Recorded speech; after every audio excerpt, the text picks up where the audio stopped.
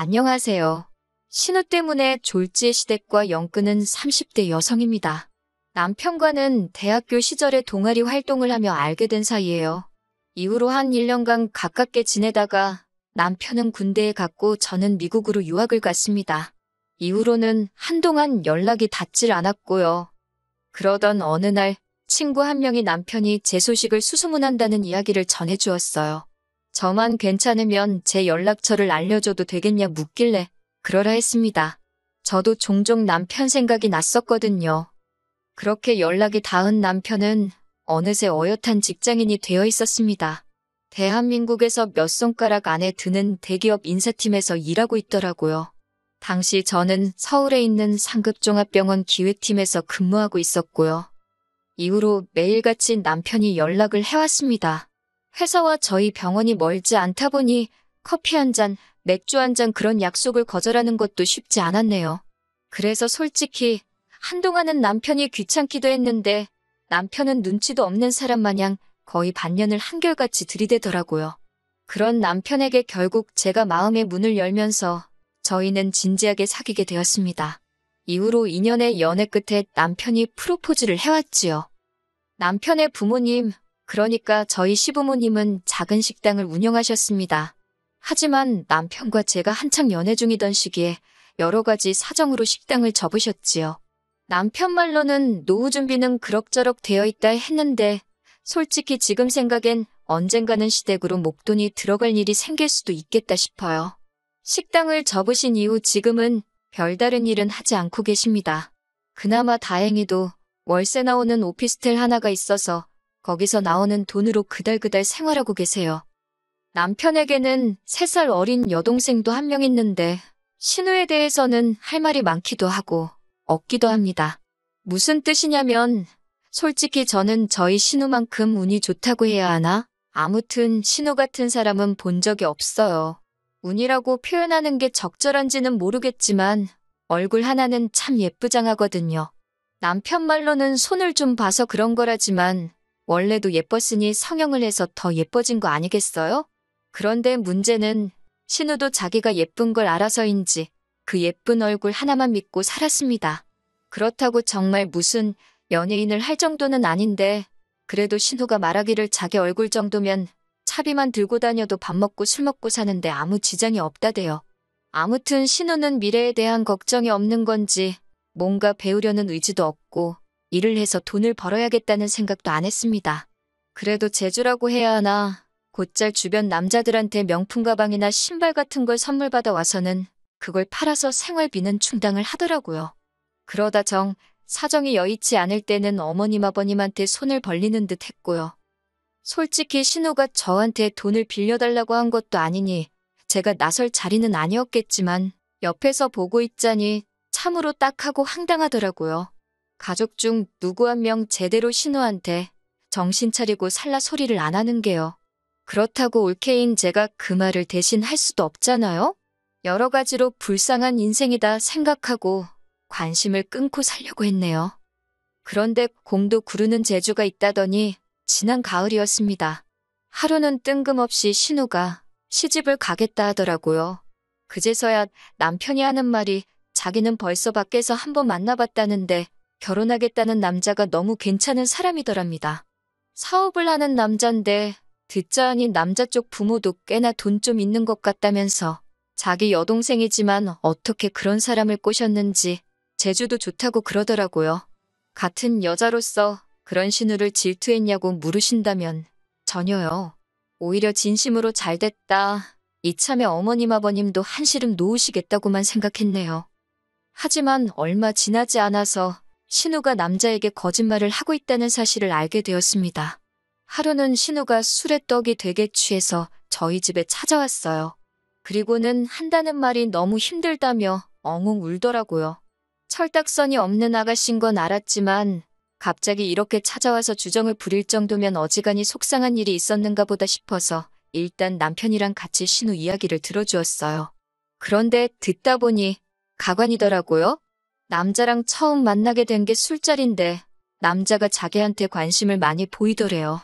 그래서 잘 보이고 싶은 마음에 어디 여대를 나와서 지금 병원에서 근무한다고 그랬답니다. 알고 보니 대충 제가 했던 대학 이야기나 직장생활 이야기에 자기 멋대로 살을 붙여서 거짓말을 했더라고요. 그런데 며칠 전 남자 부모를 만나고 왔는데 그 부모도 대학이나 직장을 또 물어보더랍니다. 부모님은 뭐 하시는지, 돈은 얼마나 모아뒀는지 그런 것도요. 자기 거짓말이 눈덩이처럼 불어났다며 힘들어 죽겠다 하는데 달리 해줄 말도 없고 그저 신우가 딱하고 큰일 났다 싶었지요. 신우 이야기를 하다 보니 다시 기억 하나가 떠오르는데 사실 저도 남편과 결혼할 때 양가 부모님의 축하만 받은 건 아니었어요.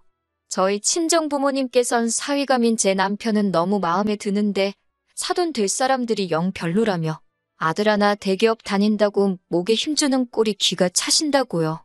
저희 부모님 입장에서 그런 말이 나올 만도 했던 게 어떻게든 조금이라도 더 도와주고 싶어 하셨던 친정부모님과 달리 시부모님께서는 지들 둘이 좋아서 하는 결혼에 부모가 뭐 도와줄 게 있냐며 둘이 알아서 하라고 하셨거든요.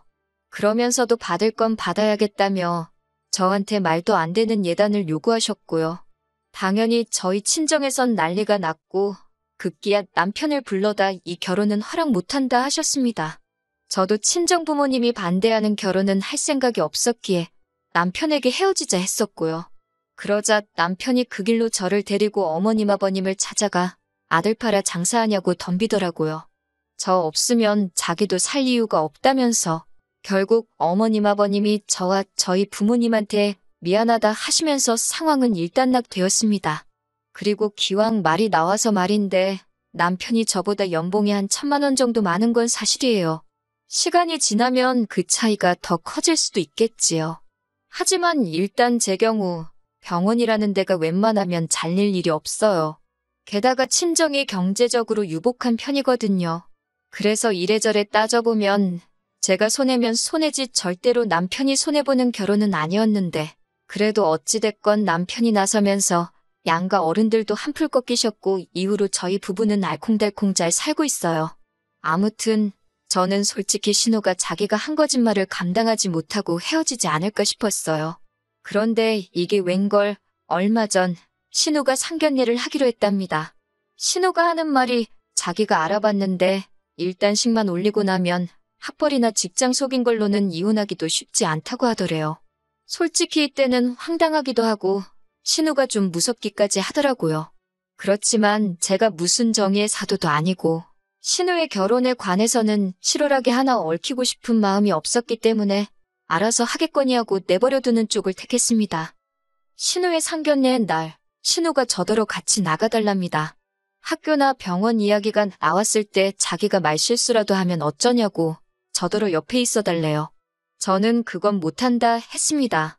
그렇게 하면 어찌 보면 공범이 되는 건데 제가 아가씨가 거짓말하고 다니는 것까지야 어떻게 막을 수가 없지만 그걸 도와줄 수는 없는 거라고요. 이것 때문에 저 시부모님한테 정말 욕을 바가지로 얻어먹었습니다. 신우가 좋은 사람 만나서 시집간다는데 신보가 고약하다는 둥, 질투하냐는 둥, 별의별 소리를 다 들었네요. 어머님이 저더런 네 친동생이었어도 그랬겠냐 하시는데 제 친동생이었으면 진작에 머리털 다 잡아 뽑아놨을 거라고 받아치고 나서야 잠잠해졌지요. 이후로 신우의 결혼이 어떻게 진행되고 있는지 아예 관심을 끊었습니다. 제가 솔직히 나설 자리도 아니고 하니 식을 올리기로 하면 청첩장이 나올 것이고 그러면 참석해서 축하나 해주면 되지. 그렇게 생각하자 했지요. 그런데 하루는 신우가 다급하게 연락을 해왔습니다. 저희 병원에는 직원들에 한해서 소개로 오는 가족이나 지인들에게 60%의 병원비를 할인해주는 제도가 있어요. 예전에 어머님도 한번 혜택을 보셨기 때문에 남편은 물론이고 시댁 식구들 모두 그런 제도가 있다는 걸 알고 있지요. 그런데 신우가 갑자기 그걸 이야기하면서 자기 시어머니 되실 분이 저희 병원으로 가고 있다는 겁니다. 다른 병원에서 백내장 수술을 하기로 하셨는데 자기가 아무 생각 없이 그 병원 너무 비싸다며 그 혜택 이야기를 했다는 거예요. 자기는 돈이 없으신 분도 아니고 해서 할인받자고 병원을 옮기실 줄은 몰랐다면서 그러면서 저더러 일단 제 이름으로 할인 좀 해달랍니다. 자기는 지금 지방이라서 병원에 쫓아와 볼 수도 없다고. 이게 무슨 말도 안 되는 상황인가 싶어서 황당하기 짝이 없더라고요. 무엇보다 그 2번의 혜택 중 이미 한 번은 연초에 쓴 상태였고 남은 한 번은 저희 이모가 쓰기로 되어 있었어요. 복잡한 치과 치료라서 돈이 많이 들기도 했고 그런 걸 떠나서 진작부터 이모한테 쓰게 해드린다고 약속해놓은 상황이었으니까요. 신우한테도 알아듣게끔 상황 설명을 했지만 신우는 막무가내였어요. 자기가 시어머니 될 사람한테 개망신 당하기를 바라냐면서 저도 신우의 그런 태도에 화가 많이 났고 결국 개망신을 당해도 어쩔 수 없다. 내 입장에선 이모랑 한 약속이 더 중요하지. 이렇게 막무가내로 나오는 건 들어줄 수가 없다고 칼같이 선을 그었네요. 그리고 무엇보다도 아가씨 거짓말에는 조금도 얽히기 싫으니 와서 아가씨가 직접 해결을 하던지 하라고요. 그리고 결론부터 말씀드리자면 그 남자 쪽 어머니란 분 보통이 아니시더라고요. 이미 상황 파악을 다 했다며 신우를 통해 알려오길 병원에 백내장 수술하러 온다는 것도 핑계에 불과했고 사실은 신우가 진짜 병원에서 일을 하는지 확인하러 온 거였다대요. 그뿐만 아니라 신우가 나왔다고 한 대학교에 가서 졸업생 이름에 신우가 있는지도 확인하고 왔다고요. 여기까지 듣는데 저는 솔직히 소름이 다 끼치던걸요. 시어머니 될 사람이 내 뒷조사를 하고 다녔다니 상상만으로도 끔찍하잖아요. 하지만 신우는 그쪽에다 대고 왜 내 뒷조사를 하고 다녔냐고 제대로 따져보지도 못한 모양이었습니다. 그도 그럴 것이 신우가 벌려놓은 거짓말이 너무 많았으니까요. 솔직히 저는 오히려 그쪽에서 신우 머리채 안 잡은 게 용하다 싶대요. 이 일로 저는 또다시 시부모님한테 정말 욕을 있는 대로 들었습니다. 애시당초 신우가 거짓말을 했다는 사실은 아랑곳하지 않으시고 이 모든 게 마치 제가 신우한테 질투를 해서 협조를 안 해줘서 신우가 파혼당했다는 식으로 말이지요. 그러자 남편이 또 한 번 나서서는 어머님더러 부끄러운 줄 아시라고 소리를 지르대요.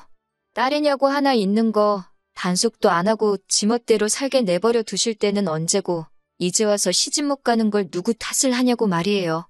그러면서 남편이 이제 자기도 전부 다 포기라고 악을 썼습니다. 어머님 아버님한테도 실망이고 신우도 동생만 아니면 욕을 퍼부어 주고 싶다며 다들 정신 차릴 때까지 연락하지 말라고요. 저는 솔직히 남편이 제가 하고 싶은 말을 다 해줘서 고맙기도 했고 끼어들기 싫어서 그냥 가만히 듣고만 있었습니다. 그러자 얼마 뒤 그렇게 저를 못 잡아먹어 안달이실 땐 언제고 어머님이 한번 만나자며 연락을 해오셨어요. 하신다는 소리가 저희 친정의 이야기에서 어디 격리 자리라도 하나 소개해주면 안 되냐입니다. 어이가 없어서 어머님께 신우한테 돈 관리를 맡기라니 고양이한테 생선을 맡기는 꼴이지 않냐고 되물었네요. 이후로 벌써 몇 달이 지났고 왕래는 없습니다. 가끔 신우가 죽는 소리 하느라 남편한테 전화는 하는 눈치더라고요. 그런데 남편의 단호한 태도를 제 눈으로 벌써 2번이나 봐서 그런지 별 걱정은 안 되네요. 앞으로도 남편만 믿으면서 살면 될 것 같습니다.